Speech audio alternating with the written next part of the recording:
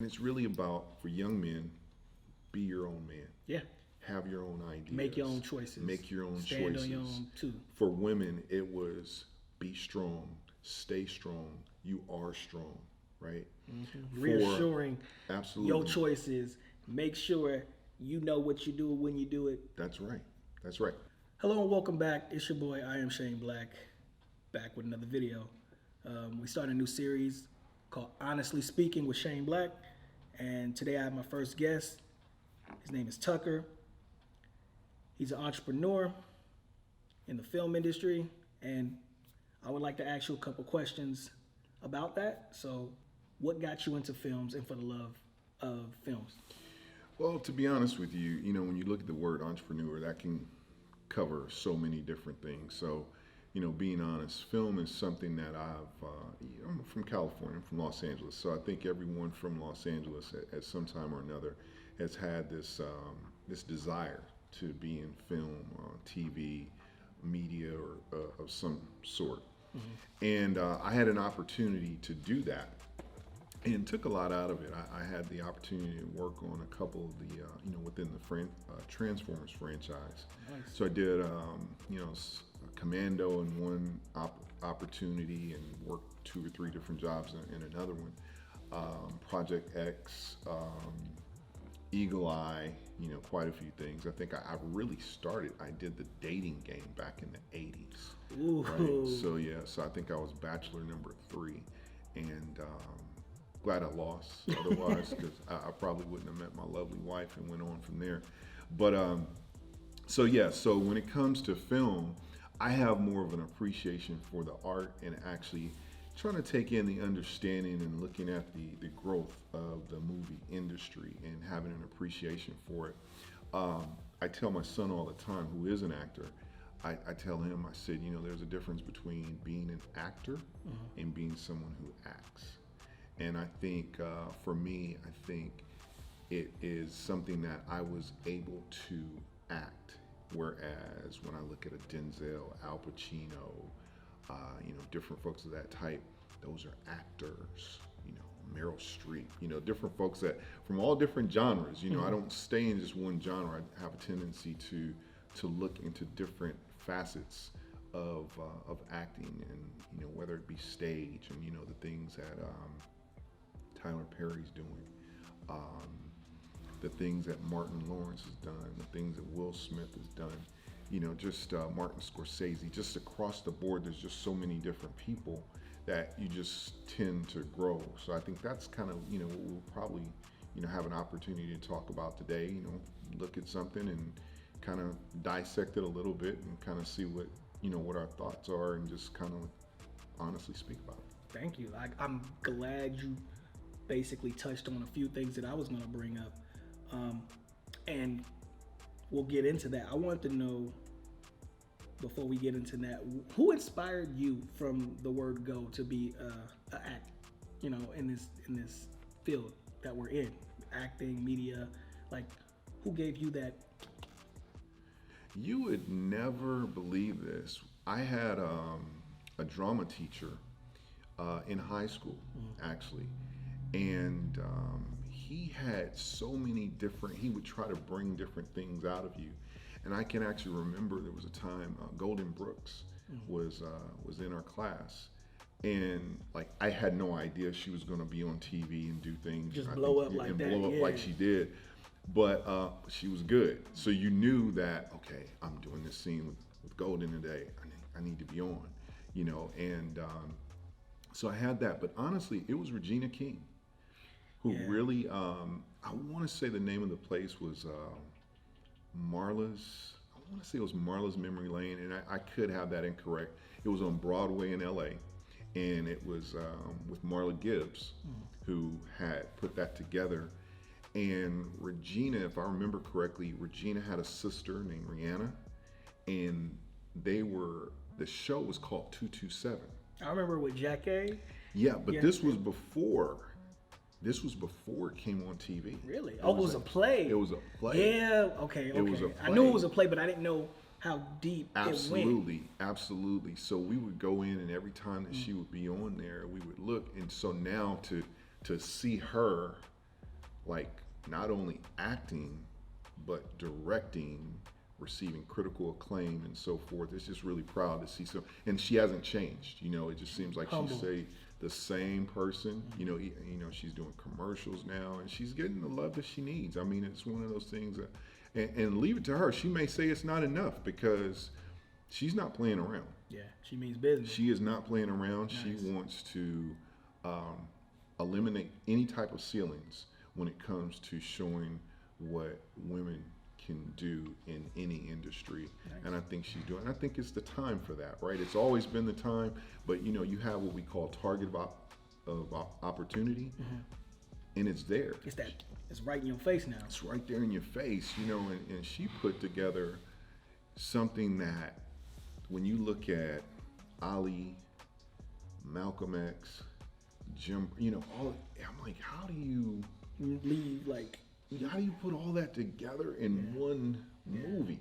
You know, and that was just brilliant. So I don't want to get into that movie too much today. It was a good movie, but it was very good, and I had an opportunity to see it. I had an NFL friend who said, "Hey, check this out." And for some reason, I never looked at who directed it. So he said, "Hey, what did you think about it?" And I was like, "It was really good." You know, it was the timing, right? Perfect timing. Where sports is somewhat dictating how we look at social unrest, and some folks will say no, sports should be separate. But where are most of your athletes, and depending on which sports you're looking at, where are they coming from?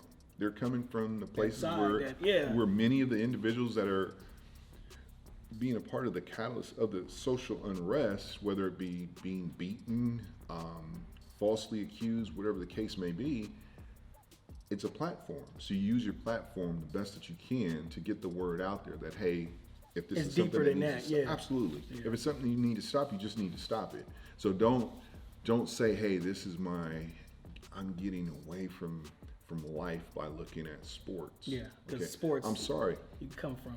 We don't just flick a Shut up and switch. dribble and- Right. yeah, You know, we don't do that. that's not how it works. Yeah. So I'm proud to see like a LeBron James going out there. And I tell you, I was a Kobe guy, right? So I'm like, how can I be a LeBron James guy and a Kobe guy? And I rode with Kobe for 96, before 96. Absolutely. Yeah. You know, I rode with Kobe from the air balls, Yeah. you know, to, you know, putting up shots with torn Achilles and everything else. But I saw LeBron for, you know, I'm like, wait a minute. Why He's is changing the narrative. Absolutely. And that's what we need to do. Change the narrative and push the narrative. Like, it's not just about. And not only that, if you listen and actually do something about what folks are saying, we don't have to keep talking about it. I don't want to keep talking about it. Right. I don't want to look at a Rodney King situation in the 90s and then in the 2020s see the same situation. Yeah. Stop doing it. Yeah. You know, so, and that's tough because I'm former law enforcement. So, you know, I'm not stupid enough to think that all law enforcement is bad, because that's certainly not the case. I love our law enforcement, but we have some that folks, they're human, okay? So I give some leeway to human error, but then there's just stupidity too, and there's a lack of common sense and a lack of how we feel about our fellow human beings. Yeah. And we need the training, the proper absolutely mental. Absolutely. Yeah. Absolutely. I think. Well, like you say, you're former law enforcement. My father was former law enforcement. I think that, like, you had to sit down and talk to a therapist. You had to, like, if you go through something traumatic like that, then you can't just hold that in, because you're gonna push that on the next coworker, person you encounter, family, stuff like that. And that's often difficult, because if you go to receive medical help for something, it's often seen as a weakness, right? So you don't go, you conceal it.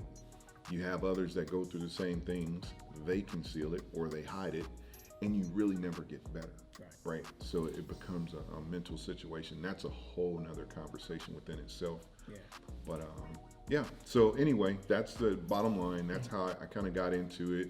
And it's weird how you talk about one subject and it just veered, veer into so many different aspects. But that's life. That's life. That's I mean, we didn't have a script per se, but you know, it's honest. You know, and honestly speaking, it took us somewhere. It's like you're passionate about a topic, and it took you that route. So I applaud you for that. I commend you for that. I thank you for your service in both military and law enforcement. And we're gonna bring it full circle with the acting. So if you guys don't know, Coming to America 2 on Prime just came out.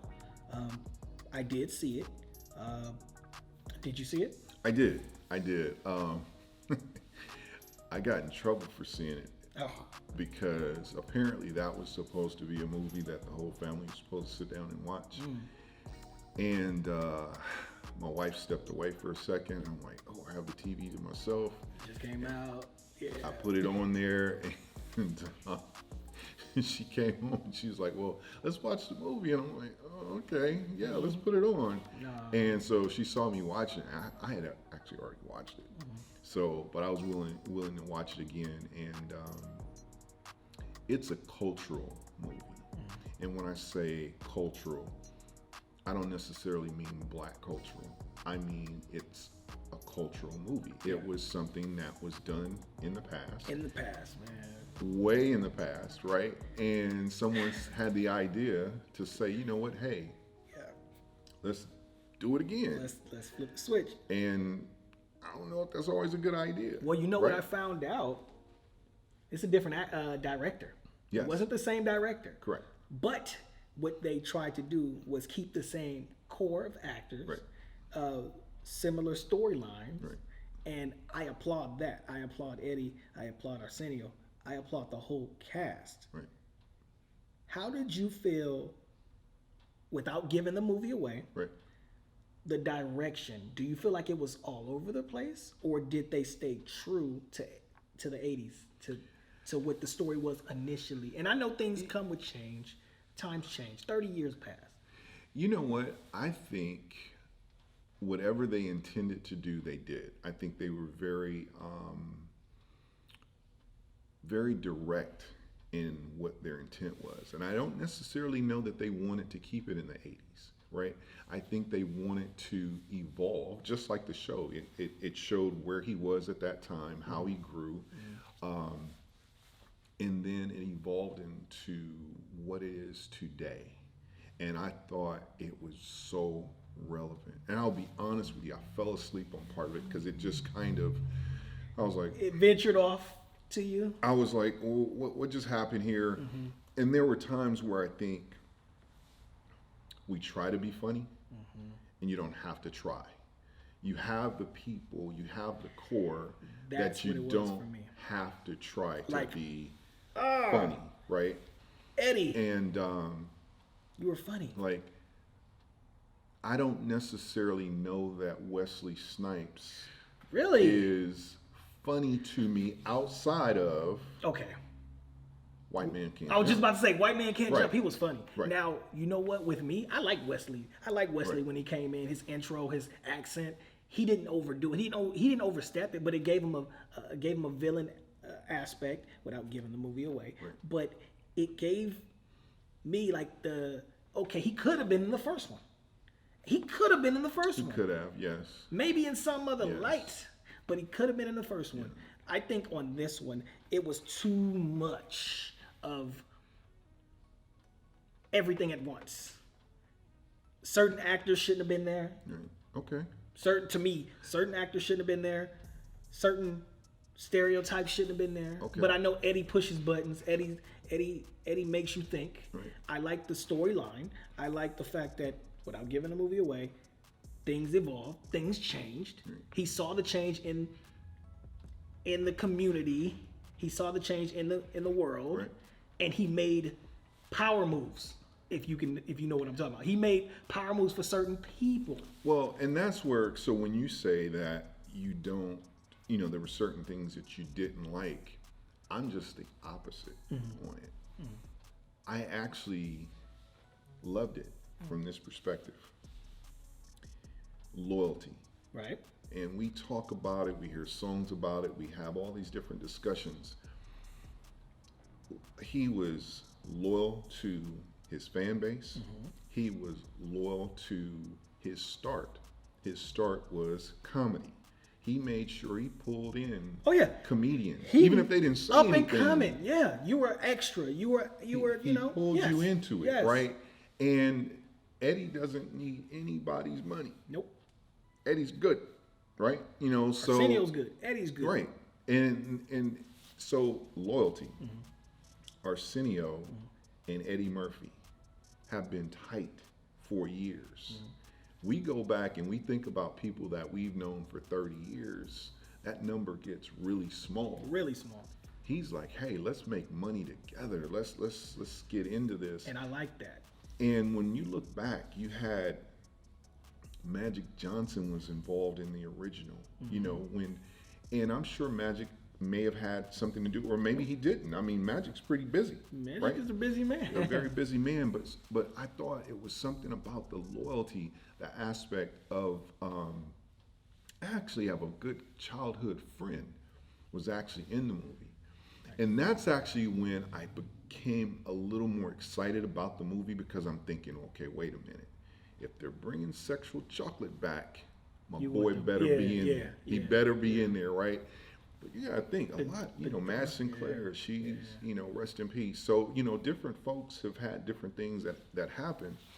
But when you sit here and you look, and I looked at the drummer and I'm like, wow, that's 30 years. Yeah, and his name is Jeffrey B. Subtle, but B. Suttles, but I know him as Bruce, right? I knew him in the hood. I knew him throwing the football around. I knew him, making sure we stayed out of trouble in the neighborhood. So it's one of those things to see Bruce actually still doing it.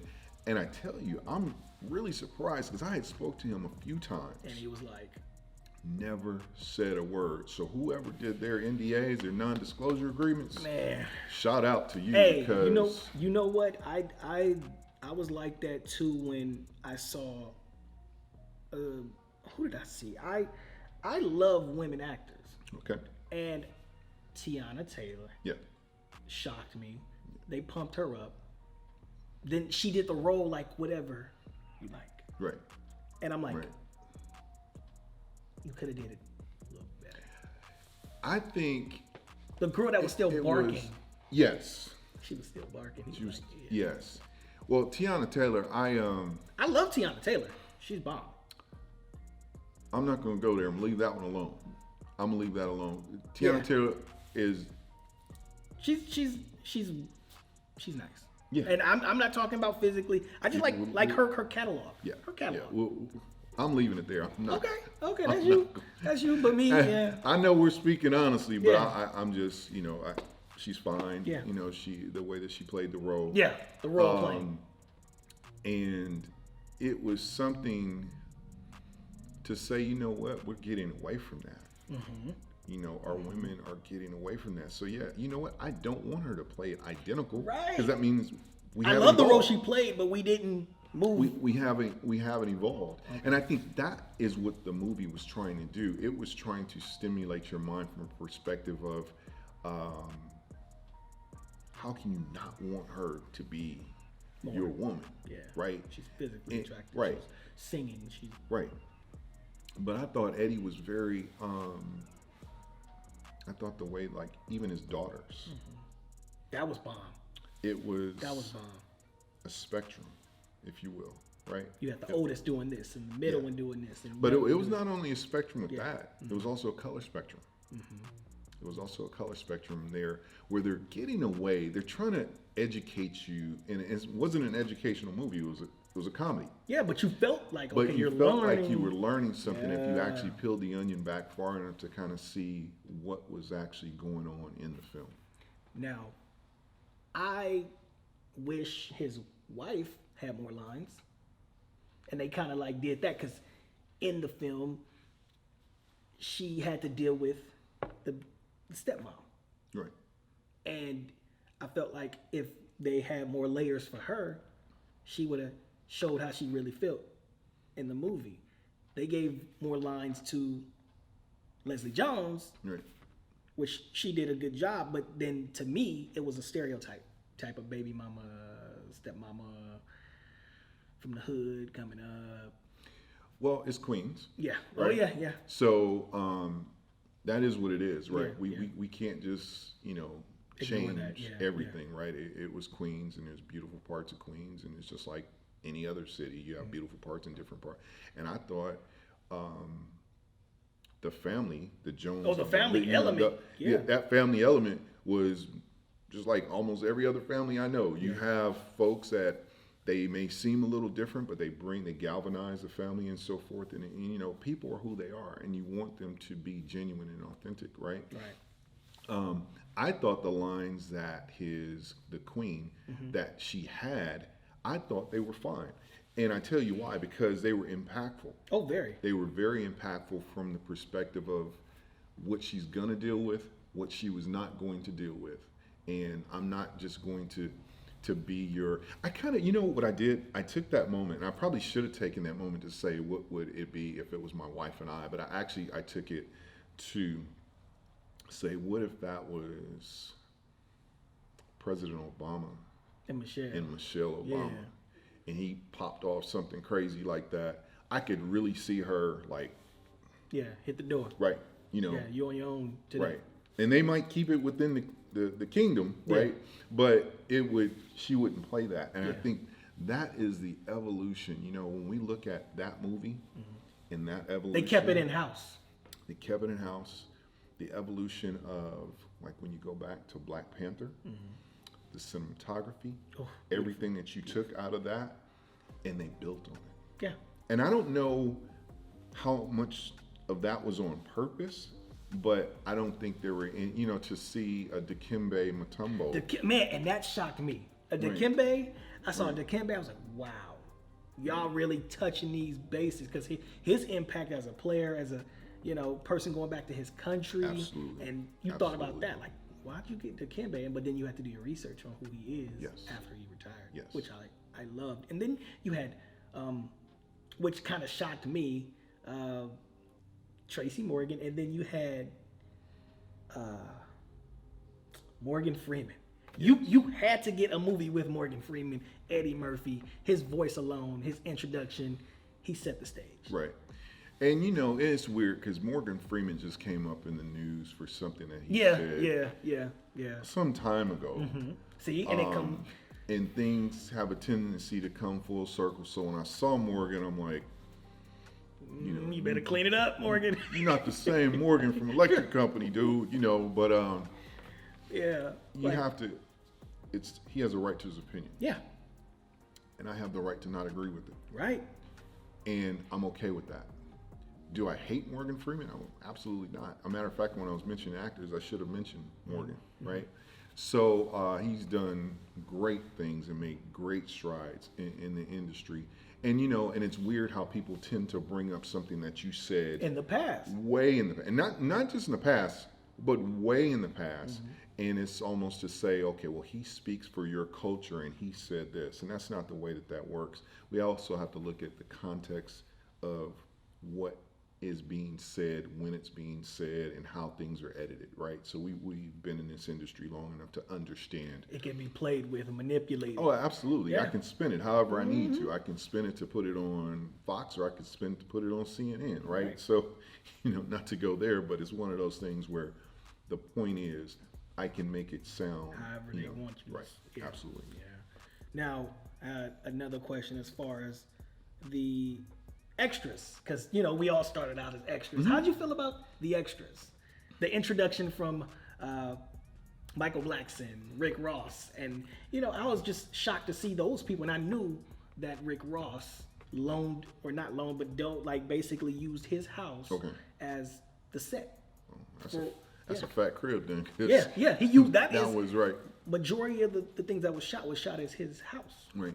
Well, when you look at Rick Ross, who I'm not as familiar with, but I am more familiar with just watching Michael Blackson, right? And he's almost a character actor or comedian. Like, it's the facial expressions that kind of bring things out, because he's funny. Sometimes he'll say the same thing and it's funny every time, you know. And then also the use of the Atlanta base of characters and actors and so forth. saw that. So it's really taking care of a community, and that's really what the loyalty to bringing others up. And I again say Eddie did not have to do it. He's made money and money times over. He gave kids opportunity. Absolutely, and to see John Amos, Yeah. and John, man, and without really telling it, when you look at father figures of television shows that we've seen Uncle over Phil. time, right? You got John, because John's been back since what's that show he was in? It was before I was born. Good times. Good times. Good yeah, times. Good Absolutely. Times. Yeah, like. But did you notice the transition that he had as a father figure? Mm-hmm. He went from a father figure from Good Times to now becoming the father figure to the main character. Yeah. In this one. Yeah. Because something happened that put him into that role. inserted him into that role. So, yeah. No, I get and he you. actually took advantage of that. And so that was something that, depending upon which age group you're in, you could kind of pull from that. Because They connected the dots. James really Evans good. Sr. was just like my dad in a sense where, that belt might come off and all of a sudden you say something slick, Right. or you get that look. And, those are the things that I can appreciate. So not necessarily, the plot from Good Times or something like that, but just from the structure of having a father, but also understanding your role as now you're the mentor, and I just personally kind of went through that myself. You have a connection where. Absolutely. I lost my father last year. Sorry. And thank you. And it clicked. Something clicked like, wait a minute. It clicked. Wait a minute. Now You're when in that that phone rings, yeah, right. I'm the one, hey, I need some advice. Hey, what do, You have to make these choices, decisions. Wow, you are the man. I'm like, wow, so my wife is in the same role. We both lost both of our parents. I'm like, this is really deep. Like a TV show could just basically mirror your whole. Oh, absolutely. Yeah. We've said that. Yeah. Like, we've really said that. You live in Good Times, or you live in Fresh Prince, or you live in, Absolutely.